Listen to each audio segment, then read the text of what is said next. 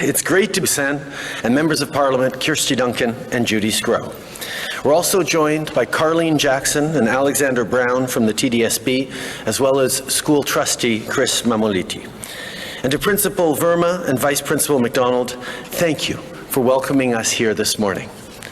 I know the end of August is always busy as you get ready to welcome kids back, and while every year is different, this September will be unlike any you've had to deal with before. Parents and staff are anxious about what the school year may hold. As a dad and as a former teacher, I get that. We all want what's best for our kids, including a good education. School matters. I got to see that firsthand when I was in front of the classroom. And that's why the tools we give to young people now to keep them safe, to allow them to be successful in the years to come in a world that is changing, a world that right now is more changed and more transformed than we've seen in a long time, getting them back to school safely and making sure them and their parents are confident about what they're doing and how they're doing it really, really matters.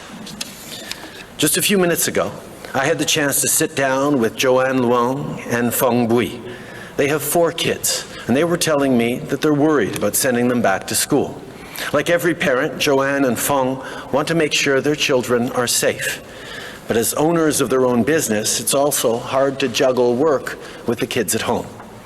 This is something that a lot of parents, especially mothers, are facing right now. Our children must be safe in the classroom. That's non-negotiable. No parent should be losing sleep because they have to go back to work but aren't confident schools are properly prepared. Ce sont mes collègues, les premiers ministres des provinces, qui ont la responsabilité d'assurer la sécurité de nos enfants en classe et celle des enseignants au travail. Mais notre gouvernement va être là pour les aider. Comme je l'ai déjà dit, les provinces et les territoires doivent prendre des décisions en se fondant sur des conseils en matière de santé publique et non pas à cause de limites budgétaires. Alors, on est passé de la parole aux actions en accordant du financement fédéral pour les aider. Notre gouvernement s'est déjà engagé à investir une somme historique de 19 milliards de dollars dans l'accord sur la relance sécuritaire avec les provinces et les territoires. On l'a fait pour apporter aux Canadiens le soutien dont ils ont besoin. On a toujours promis d'être là pour les Canadiens et c'est exactement ce qu'on fait. Mais il reste encore, bien sûr, du travail à faire. Aujourd'hui, on prend donc un autre pas en avant. Yesterday, I spoke with premiers about the upcoming school year. They're working hard to protect our kids, but this year is challenging and like no other. That's why today I can announce that the federal government is investing up to $2 billion in school safety for the coming year. This money, which will flow through the new Safe Return to Class Fund, will help keep students and teachers safe as schools reopen. Our children must always be our top priority as parents and as governments. Once people know their kids are safe, they can get back to work with less worries. Education is, of course, a provincial jurisdiction, and I told the premiers yesterday that we absolutely respect that. What we're announcing today is designed to support provinces and territories in the best way possible. Our government is here to help. We've made this funding flexible, so provinces and ultimately schools can use it for what they need most, from hand sanitizer to remote learning. On top of this new funding, we're also investing $112 million in schools in First Nation communities. This money will help those communities safely open their schools with proper supports for students, parents, and educators. I want to thank everyone who has helped bring this new Safe Return to Class Fund together. Over the past week, I've heard clearly from Liberal MPs across the country, as well as directly from concerned parents, asking us to see just what the federal government can do to help keep our kids safe. So in his very first days as Minister of Intergovernmental Affairs, Minister LeBlanc and I talked about this, and he reached out to folks across the country. And again, I want to thank members of caucus, including and especially Kirsty and Judy, here with us today, who've been a driving force to get more help to parents and kids. Also, yesterday, when I sat down with Dr. Tam, back to school was one of a number of things that we talked about to prepare for the fall. School safety is top of mind for all of us right now. No matter where they live, students must be safe in their classrooms. Teachers and staff must be safe on the job. And parents must be confident that they can get back to work.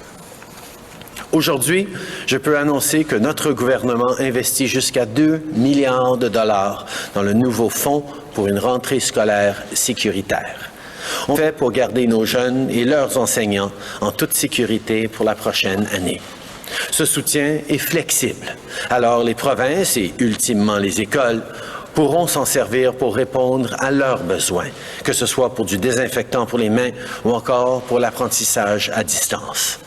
Au cours des prochaines semaines, on va travailler main dans la main avec les provinces et territoires pour que les fonds se rendent le plus vite possible. On investit aussi 112 millions de dollars dans les écoles des Premières Nations. Cet argent va les aider à rouvrir leurs écoles de manière sécuritaire et à offrir le soutien nécessaire aux élèves, aux parents et aux enseignants.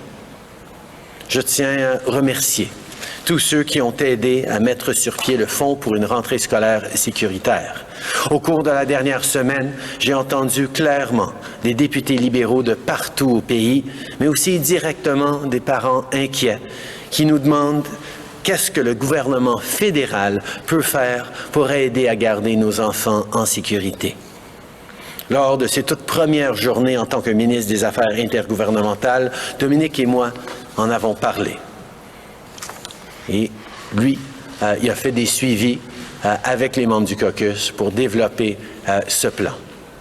Quand j'ai rencontré la Dr. Tam hier, notre conversation a porté en grande partie sur la rentrée scolaire, étant donné qu'on se prépare à l'automne qui s'en vient.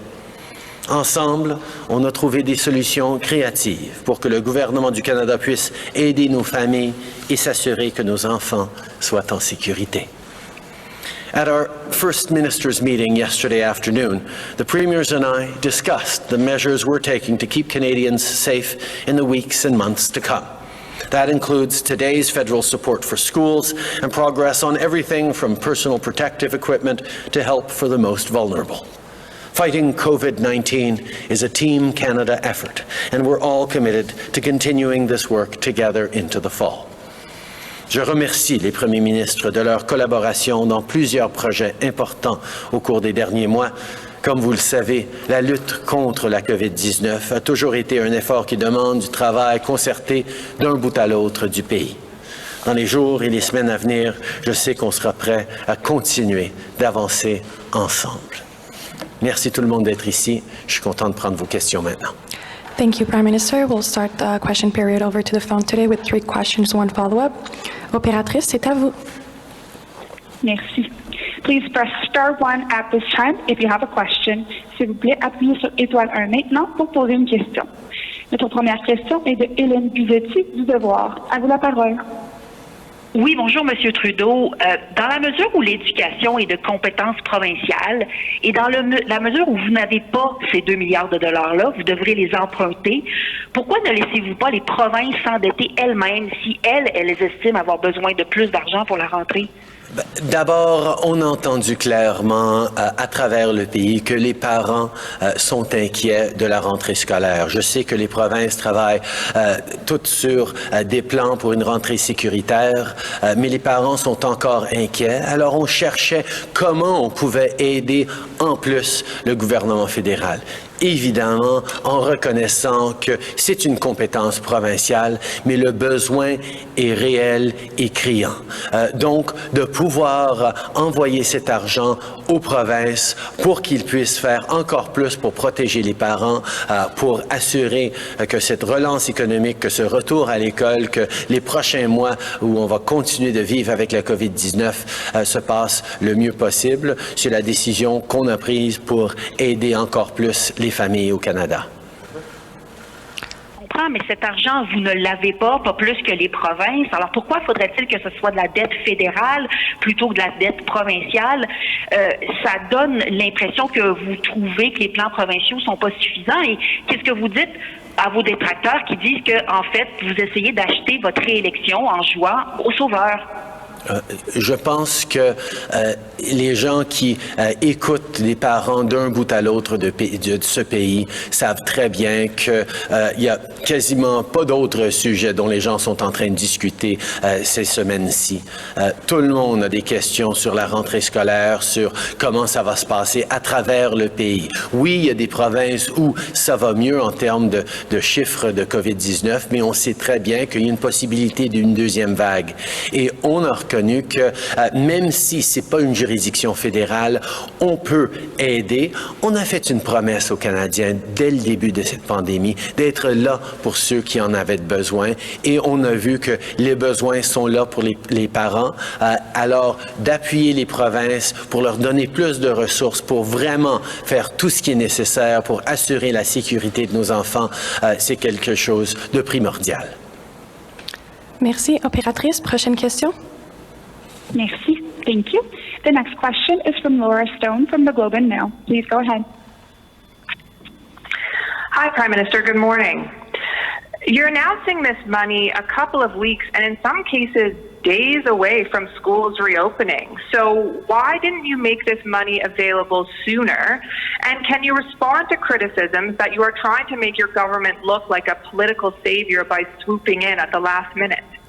I think we recognize, and I've always deeply recognized and followed the principles of our Constitution that says that K-12 education is a provincial responsibility. And even as a teacher and a parent, I've recognized that that is something we're best leaving in the hands of the provinces.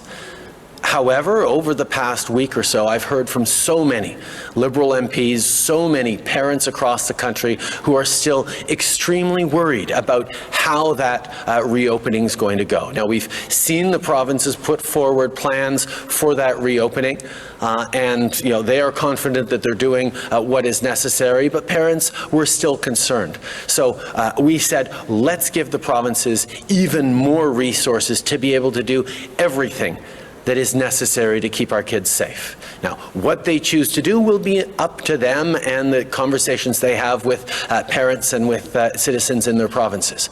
But we know that there is more to do to ensure that parents aren't anxious or aren't as anxious about the return to class. We have no intention, and we had no intention of interfering in provincial areas of jurisdiction.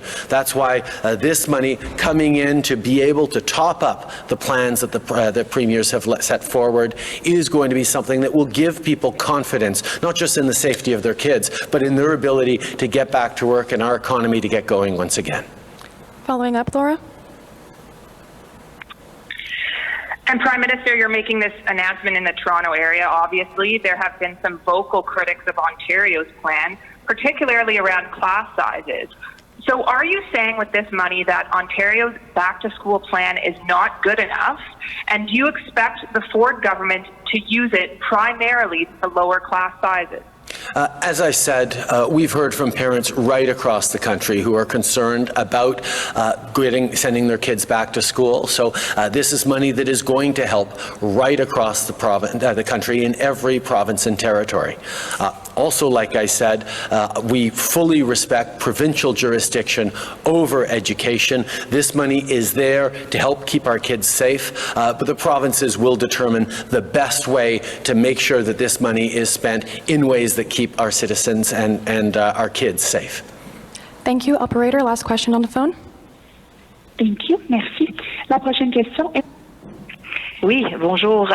Pour revenir sur la question du temps que ça vous a pris pour annoncer cet argent-là, dans votre communiqué, vous parlez de la possibilité de changer les systèmes d'aération.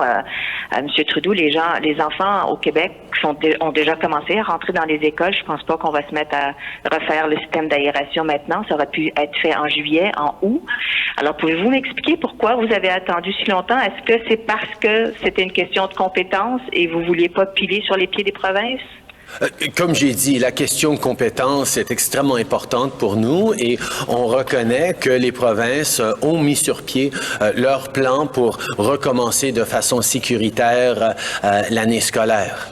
En même temps, au cours des dernières semaines, on a entendu clairement le besoin et l'inquiétude des parents de voir plus d'aide pour les rassurer encore plus. Et on s'est dit, bien, les provinces ont déjà établi leur plan, les parents sont en train de demander pour plus.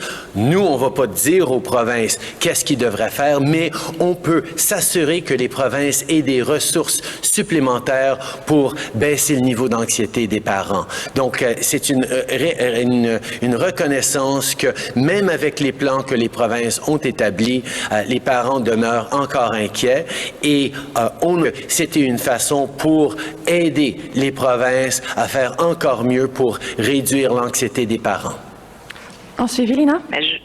Merci, je reviens avec ma question. Est-ce que c'est pas un petit peu trop tard pour calmer les parents? Parce que, à part d'acheter plus de savon, là, maintenant que les écoles sont déjà ouvertes, comment est-ce que cet argent-là va pouvoir servir? Ben, d'abord, j'ai énormément de confiance dans les provinces et dans les écoles pour voir comment ils peuvent mettre plus de ressources au bénéfice des étudiants. Puis on reconnaît aussi que au fur et à mesure que l'année scolaire reprend, il y a une possibilité d'avoir des deuxièmes vagues.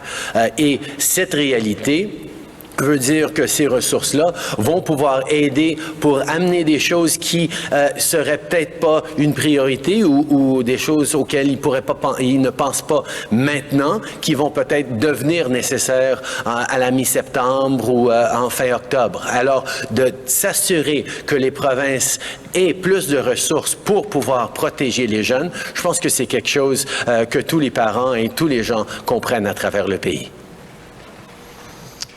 Prime Minister Brian Lilley, Toronto Sun. We're going to be in this anxious position until there's a vaccine or treatment for COVID-19. Yesterday, Dr. Tam was speaking extensively about vaccines, but there was a piece in Maclean's written by Dr. Amir Adaran of the University of Ottawa School of Epidemiology and Public Health saying that your government has let Canadians down because we're the only Western country not to have purchased in advance one of the vaccines that's heading into phase 3 trials. Can you tell us the status of any purchase of vaccines and why your government went that route as opposed to trying to buy the Oxford vaccine or anything else? We've actually signed a number of deals with potential vaccine producers around the world. The issue is nobody yet has a vaccine and nobody knows who's going to develop the vaccine. So like many, many countries around the world, we're working with a range of partners to ensure that when someone does find a vaccine, Canadians will have access to it. There is a lot of research going on here in Canada and elsewhere around the world that we are focused on making sure that we are working with so that Canadians can be protected and also to recognize that there is going to be a need for vaccines all around the world, including in the developing world where COVID is hitting extremely hard, that is not top of mind for all countries, but Canada is part of global efforts to ensure that there are vaccines produced in a large enough number, not just for Canadians, but for people around the world. Hello, Prime Minister. I'm with the York West Advocate, which is our local paper right here in this community. So I would like to congratulate you on giving significant funds to provinces to assist them in improving their schools and their bus fleets so they can have smaller classrooms and less students on buses. But education is not a provincial responsibility, but big telecom is. And lower rates and high speed on the internet is important for students at home and in school, because after COVID, a lot of kids are using, and parents and adults are using the internet also for education. Could you comment on your future consideration of big media?